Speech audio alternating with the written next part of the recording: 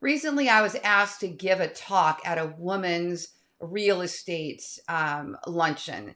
And the talk that I had prepared, I things changed a little bit, and I didn't actually get the chance to do that talk. So today, I thought, you know what? Let me take to YouTube and like I used to do, and share with you guys the 5 year journey from divorce and devastation to an amazing path, being able to and buy two houses in that fifth year.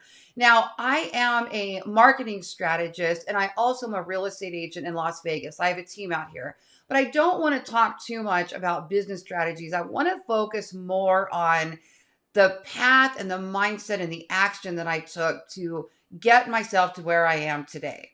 Now, some of you guys watched the journey. Some of you guys knew when I was married, and we were referred to often as a power couple, but you didn't see what was going on behind the scenes. And I'm not going to go into a lot of that today either. But what I want you to understand is that while it's true that you can be in that situation with a business partner and successful, you also can break away from that and be successful on your own in spite of a lot of the circumstances around it, if you're willing to get your mind right and to take massive action. So 5 years ago, long story short, on the divorce part of it, I was in a relationship for 25 years, kids and all. And my husband basically told me that he didn't love me anymore. And things were already getting pretty rotten. And that for me was the final straw. I was like, well, I can deal with a lot of things, but I'm not going to be going through all this and also not have somebody tell me they don't love me and that they're only there for the kids. I'm like, nah, I'm not going to do that. Well, our kids were pretty much, the older ones were grown, and we had a 13-year-old at home. So I went out and got an apartment, and got an apartment very specifically in a location that was near a magnet school that my teenage daughter wanted to go to. In order for her to get into this high school, she was in middle school. In order for her to get into this high school, she had to do two things. She had to qualify on her grades and skills, and she also had to be put into this lottery because a lot of people wanted to get in. And her zip code had a lot of weight in this lottery. There were two. I forget how it worked. Anyway, they one and the other, and they merged together somehow. So if you got both things checked off, you had a much better chance of getting in. So I chose an apartment that was way over what I thought my budget was going to be based on my current circumstances, and figured I'd just figure it out, take action, figure it out, because I wanted her to get into the school. Well, it was the best choice I ever could have made. One, she got into the school. And two, the apartment was such a beautiful, wonderful, healing, incredible space for me to be in for 5 years. Okay. Now, right after my divorce, what I want you to understand, it was a very, very dark period of time for me, especially the first year. Here I was, 45. I was overweight. I was feeling old, run down. And I honestly was kind of like, why even bother? Why even what's left? Like what basically just I couldn't see hope for the future at that point. I just didn't think anything was going to be worth going through again after all that. It was I just spent 25 years of my life with the person I thought I was going to be together with forever, having babies and raising kids and planning our life and building businesses. And now I'm going to start over. What is the point? Right? So I just went through that really dark, a lot of crying and very sad days. But somehow every single day I was able to scoop myself up and find the motivation to lead generate, create content, generate real estate leads, whatever it was that I was doing. Now, I'm not going to get into too many of these logistics today, but I want you to know that when I left that marriage, I didn't have any credit. The only money I had was what I was already bringing in from my business. So it was a decent income, but I didn't know how I was going to run it. This was my marketing agency because I didn't have a lot of people. I had a few family members that were helping me with it.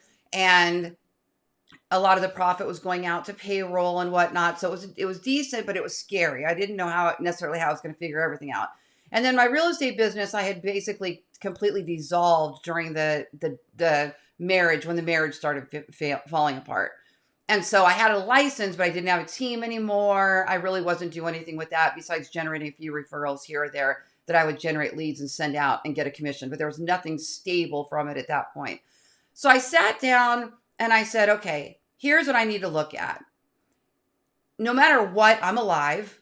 So being alive means I need to make money. I need to support my 13-year-old daughter. I need to pay all my attorney bills as I was going through this divorce. And I need to find something to look forward to. So that's one. For those of you guys who have ever battled with depression or hopelessness, that's a big one. Finding something you can plan for, something that you can dream about, something that's important. It might just be that, just something that's important. So for me, for example, I wasn't in a state where I could dream at that point. There wasn't anything that I felt like was dream worthy of the future after everything I had been through. So I had to find something important instead. And I started thinking about what age frames of myself and my daughter and where we were headed. So the first thing I thought of was, well, she's 13 now. In 5 years, she's going to be moving out and she's going to be going to college. So one, I need to figure out how to help her get into college. There's no money. There's no savings. The odds that I'm going to be able to pay cash for it are slim to none. And I don't want her to take on student loans. And getting student loans for this particular school at that cost factor would have been challenging anyway. So I knew that I wanted to get my credit and income up high enough to be able to obtain those loans so that she wasn't walking into her adult life starting off with a mountain of college debt. I wanted to take that. It was just a personal choice. So that's what I started with. And then I realized when I started thinking about that 5 years, I was like, oh, well, in 5 years, I'm going to be 50. So then I was like, what do I want my life to look like when I'm 50? And now that started moving me a little bit towards dream mode when I started thinking about what do I want life to look like? Ask yourself that one question. What do I want life to look like in 5 years, 10 years, 15, 20 years, whatever it is that you're looking forward to? 5 years is as far as I could go. So what do I want it to look like in 5 years? So I started thinking about it and I said, well, I would like to be debt-free. At the time, I had some debt that I was bringing with me from the marriage and definitely was not going to get paid by the other half. So I knew that I was going to have to pay that if I wanted to get that all off the records. So that was one. And it was a 6-figure debt. There was 6 figures worth of debt. Won't get into why or how, but there was. So I had that. And then it belonged to both of us, but I knew I needed to pay it if it was going to get paid. And then the other thing I thought about was that I wanted to be able to get my daughter into college. Okay, so I've got that set in my mind. And then I thought about, I wanted to have something that I owned for a living situation. Now, the reason I say something is because I didn't know that I wanted it to be a house. Should it be a condo? Should it be a townhome? Is it going to be in Vegas? Is it going to be a motorhome? I'm traveling. So I just kind of said something that I live in, that I own. That's kind of just how I put that. So I sat down with a spreadsheet, because I'm a spreadsheet junkie, and started mapping out. I listed my total debt. And I put it all in a spreadsheet in separate columns. This is this debt, this is this debt, this is this debt. And then I started figuring out what I would need to pay off on those to get it accomplished in a 5-year span. And then I had to look, this was before I had to figure out how much money I had to make. I just was looking at the 5-year, this is what it is as a whole, and then divide that by 5, this is what it is per year, divide that by 12, this is what it is per month, divide that by 4, this is what it is per week. That's exactly how I did it, okay? So that's what I was looking at. And that was really my number one focus, was getting all that debt paid off, because I knew I couldn't get my credit score high enough to get the loans, even if I had the income to help get her into college, unless I had the income to pay cash, which was also a secondary thought of a possibility. Didn't know how I was going to make all that money, but it was a possibility. So I would go out to the pool Lived in a very nice apartment, would go lay out in the pool. And again, every month I was so nervous about being able to pay that rent, but I always did. So I went out and laid in this pool, and I would close my eyes almost in a meditation state, well, very much in a meditation state. And I would imagine what it would feel like to achieve those things that I wanted to achieve. I get teary eyed just thinking about it because I practice this emotion so much. And now living it is a really incredible thing to be on the flip side of that. So I'd be floating in the pool and sometimes looking up at the sun and the clouds, and sometimes with my eyes closed. And I would just feel, what does it feel like to be debt free? What does it feel like? What it feels like freedom. It feels like peace. And I would picture myself in this complete free state and what that would feel like. So less focus on the money and the debt part of it and more focus on what it would feel like to have accomplished that, which I personally believe is the magic of all of this. Manifestation at its best.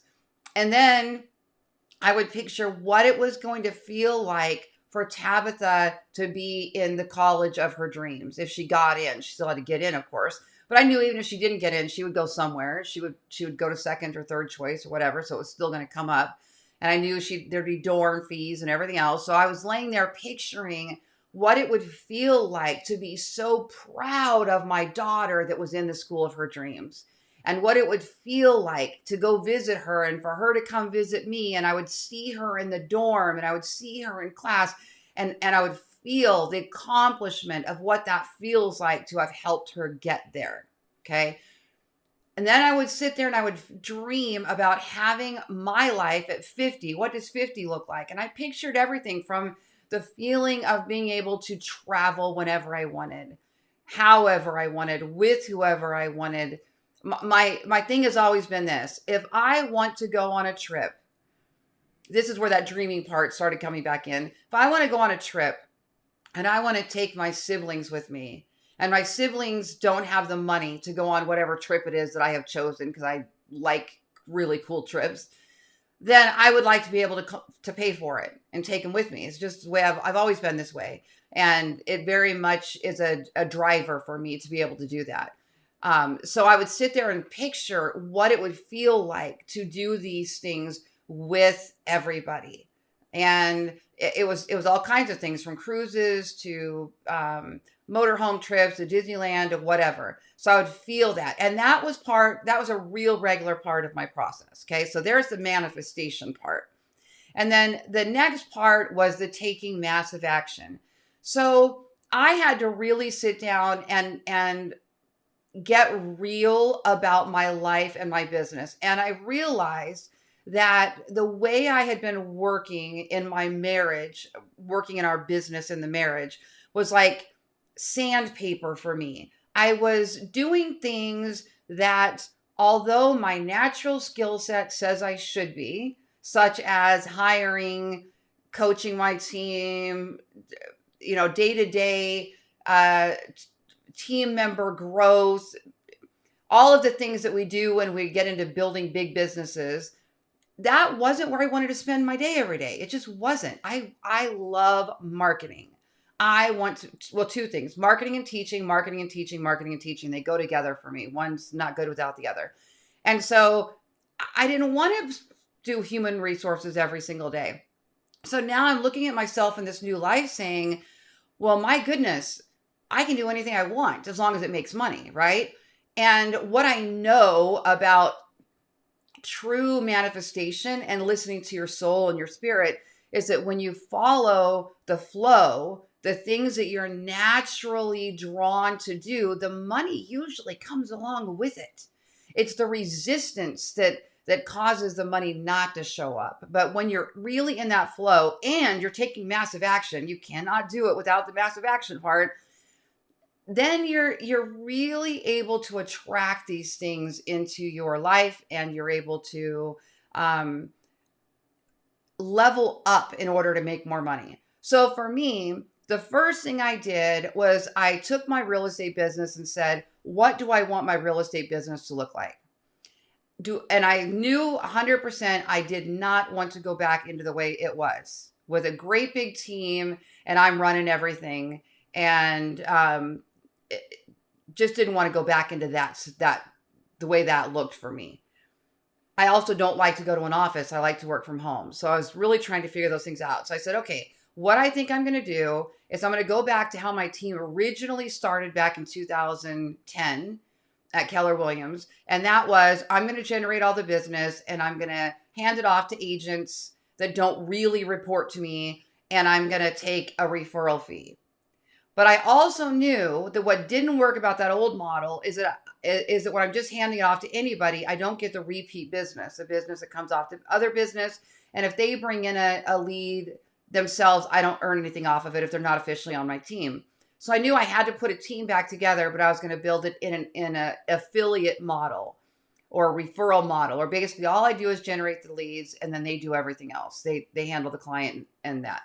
So that's what I did. So I went out and that first year in my apartment, I went out and hired an agent who was very independent, self-motivated, honest, ethical, worked similar to, we had similar values, work ethics. So I said, I'll generate all the leads. You go work with the clients and I'll get 30% and you get 70% of the commission. We each pay our own office fees. And that's it. You go do your own admin, all of that. This is what our relationship is. If you bring in a sphere of influence, I also get a commission like a friend and family member. So there's no differences there. But if my sister decides to buy a house and you work with my sister, I'm not going to change the split there either. It's 70-30. You get 70, I get 30, period. That's it. Best decision I ever made. Love this model. Love this model. And so that's what I did. And then once he got too busy, I brought in a second. And then 2 years, not quite 2 years, a year and a half ago, I guess it was, my brother got licensed and joined my team as well. And now he has brought in a couple team members, but they're not really producing as of yet. He's kind of got this mentor program that he's working and getting everybody up and running. So it's really just been 2 agents for the most part until now. Now we'll see what it does at this point. So that was a really good decision for me. And it was enough I made enough money in that new model to pay all of my basic bills. So I was able to pay my apartment, my car was paid for, but I had car, insurance, obviously the gas in my car, the utilities, everything that I needed, in health insurance. Health insurance was paid through business. I had other insurances, renters insurances, whatnot. So all of the basic bills were paid from the real estate business. And then there was enough there to pay all my attorney bills and whatnot that first year. So that's kind of where that all went. And then I also had a marketing agency that I had started. So SEO, content marketing, building WordPress websites. And I sat down and looked at that company as well. I kept that one up and running for a couple years, but I was experiencing that same friction. And that same friction of now I'm spending all day long in team meetings and management and hiring and firing and dealing with conflict or the flip side, trying to motivate, coaching, encouraging, those types of things. And I had a lot of family wrapped up in mine. So having a lot of family wrapped up, although I very much love that, it's also was causing conflict in relationships that I had, because here I am trying to be the boss and it doesn't sit well with everybody. And my style is kind of have a hard leadership style, if you will, I guess. So I wasn't loving that friction either. And I wanted to spend all day in marketing and teaching. So here I was again, doing the same thing I did with the real estate team. Didn't love that either. So I wound up giving that business to my 2 brothers, Jeff and Paul, who still own it today. It's called ballenbrands.com. And I just kept a 10% commission interest in the company, not even official ownership. Just a 10% interest, whatever they do, that's what I make. So when I did that, though, I had a huge income drop. And that was a little scary. I think that was year 3. That was a little scary because I knew that I was going to be losing that opportunity to make a lot more money off of that company. But again, when you follow that flow, all of a sudden things just started working better. And it took us a little while to figure out that whole groove and what that was going to look like. But before I knew it, that income had matched my real estate income. And so now that I was able to handle all the basic bills and really start attacking that debt, which was a big, big deal. In year 3, I also took my entire family to Alaska on an Alaska cruise. And that was incredibly expensive and one of the best decisions I've ever made in my entire life. The amount of change and miracles that have come from that one trip has been just fascinating to watch. My older brother, we went to take the Alaska cruise. We stopped in Seattle, and my older brother has always had an affinity towards Seattle because we lived there as kids, and he never wanted to leave, and he always wanted to go back. He now lives in Seattle because we flew into Seattle and he saw Mount Rainier and went and saw the Space Needle, and it just gave him all the inspiration he needed to finally make that move. And by himself, he moved to Seattle, and he's just been incredibly happy that he made that decision. And then my younger brother went through this major transformation of independence, also got divorced, single dad of 3 little girls, and had this huge awakening and eye-opening while he was on the Alaska cruise as well, and began mountain biking and hiking and doing all these independent things off on his own, and it really brought him up another level. Anyway, the reason I point that out is because if I hadn't been able to do that for them, trying not to cry again, if I had not been able to do that for them, provide that experience, they wouldn't have had those life-changing things happen, which I never dreamed. I just thought we were going to Alaska. I wanted to show them that I've been there a few times. I wanted to show them the pretty trees and the whales. And, I had no idea it was going to be this incredible awakening experience for everybody. So that was amazing. But then I had some more debt because I didn't have the cash to pay for all that. And it was very expensive. So now I'm like, oh boy, I got to go after that debt again. But through this whole thing, what I was really focused on was get up every day, lead gen, lead gen, lead gen. I knew if I generated enough leads for these businesses, income was going to follow.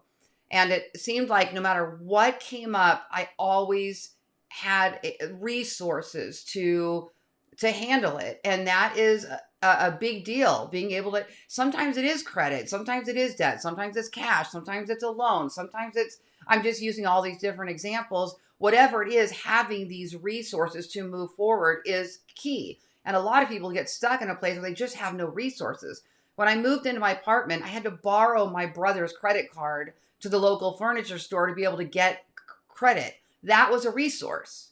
I paid him all back within a year, but that was a resource, and I was grateful to have that resource. So sometimes we just need to have the resources to be able to pull from to be able to accomplish things that we want to accomplish. So another milestone during that 5 years, my oldest daughter got married, and I was able to pay for her wedding for her in cash, completely no debt. And that was a big deal as well. Luckily, from the time she got engaged to the time she got married, was over a year. And I actually sat down and we did a budget on what the wedding was going to cost. And I paid ahead to the wedding facility every month so that I could keep that process going.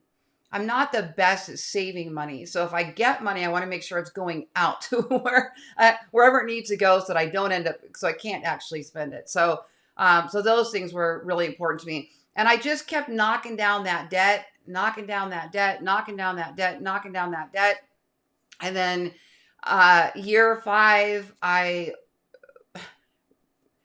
miraculously woke up one day and the spreadsheets were zeros. It didn't exactly happen like that because obviously there was all these things that had to take place to get it to zero. But that's what it kind of felt like, was all of a sudden, oh my gosh, I did it. I accomplished the goal. It was just an unbelievable, incredible feeling to see all that debt get paid and go down to zero.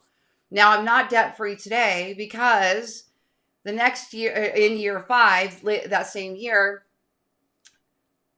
now 50, it's time to get my daughter into college. So she did get her She did get into the college of her dreams. She's at Cal Arts in Southern California doing 3D animation, and her goal is to work for Disney and Pixar, one of those.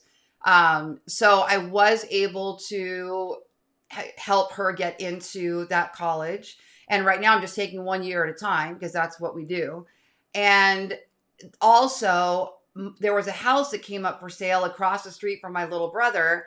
And my mom and I saw it one day, and I just kind of made a joke and said, "Hey, Mom, you could live across the street from Jeff." And she's like, "Oh, I want it. I love that. I love that." But on her retirement income and her small at-home job, she knew she wasn't going to be able to qualify to get it. So even though I had been working so hard to get my credit score up and to build my finances so that I could have enough for a down payment and buy a house that year, I don't know what it was, a calling, a voice, an inner spirit thing. I just knew that house needed to be hers. She needed to live in that house. I just knew it. So I talked to my brother. We got together, he and I. We came up with the resources and wound up buying that house for my mom to live in. So it's a family thing. It's her house by all means. She lives there, loves it, and that was a big deal. And then I thought I was probably going to have to wait another year, 2 years maybe to buy my own house. But my brother says, "Hey, while we're here putting Mom's house under contract, there's a new builder up the street I want you to look at." And I had been looking at houses, trying to see what I might like to live in. And he lives in a little town called Boulder City that's just outside of Las Vegas, 30 minutes outside of Vegas. And I knew I didn't want to move out of Summerlin. I'd been there forever. Summerlin, Las Vegas, been there since 1990s. But I said, okay, I'll just go look. Now I walked into this house and I knew 100% that was my house. There was not a question in my mind. That was my house. There was one model that I loved. That was my house. So sat down, talked to him about it, called the lender. She's basically like, let's get your mom's house closed first, and then let's take a look at your income, your finances. But I asked her, what would I need to do to be able to buy both of these houses? So we sat down and mapped it all out. I'm really good with a plan. If I've really got a good plan that I can document and pay, milestones, measuring all the way down. And I'm not a behavioral profile of a super analytical person that color codes their closets or any of that. So a lot of people think, oh, well, she's a super analytical. She's real detail oriented. That's why she can do that stuff. I'm actually the opposite. I'm more of a social leadership profile, but I don't know. I really love that. I love to have those plans and spreadsheets. So she told me what credit score I needed, and she told me what income I needed. And that set the bar. And I said to myself, I am going to go home and I'm going to make that money. Let me tell you, it was way more than I thought I could do. And it was scary. It was very, very scary because I knew 1 month of not hitting that where I needed to be could throw the whole thing out of whack. And I might not be able to buy either house, let alone both houses. So we worked strategically, put my head down. I stayed focused, and I manifested the same way I did where I would go out into the pool and I would vision. And for me this time, for some reason, I pretty much knew I was going to be able to get my mom's house. That I was pretty confident about that. Getting my own house though, I don't know how that's going to happen, buying both houses on what I made plus everything else. So I kept seeing myself going to the pantry in the model home. There was a big walk-in pantry. And I don't know why I picked the pantry, but the kitchen was the most breathtaking kitchen. Absolutely loved it. But I kept seeing myself going from the kitchen to the pantry, putting groceries away, seeing the pantry filled up, seeing all my baskets on all the shelves. And I don't know, I got the chills again. I don't know what it was, but for some reason that was what the thing I just envisioned was this pantry. And I really believe that just feeling like I was in that house and lived in that house really helped me get the house. And sure enough, I kept my head down and I just made sure every day I generated enough business to get those leads, and really watched my expenses also, because the profitability in that business had a lot to do with my income. So I needed to really watch my expenses at the same time, was very important, so that I could make sure that profit level was high enough. And sure enough, within that 1 year, I was able to buy both of our houses. And let me tell you, my house was definitely probably 150,000 more than what I thought I was going to be able to buy. And then I wound up doing a bunch of upgrades after the fact. So not only did I get both houses, but I got more house than I ever imagined that I would for myself. So yesterday on Facebook, in my Facebook memories, a post came up, and the post was 1 year ago. And the post said, "Today, my oldest daughter gets married. In 3 weeks, my youngest daughter will be 18 and planning on heading off to the college of her dreams. And I will be 50. It's amazing what this next year is looking like for all of our personal growth." And I read that and just got the chills, because here I am now today, 1 year later. My daughter just had her 1 year anniversary. My youngest daughter's in the college of her dreams, loving it, loving her life. And I'm standing in my beautiful office in my brand new home that I got to build from the ground up, just finishing my pool in the backyard.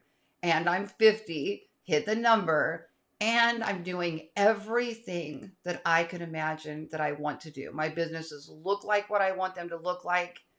I live in the flow. I don't go outside of it. I stay in that zone.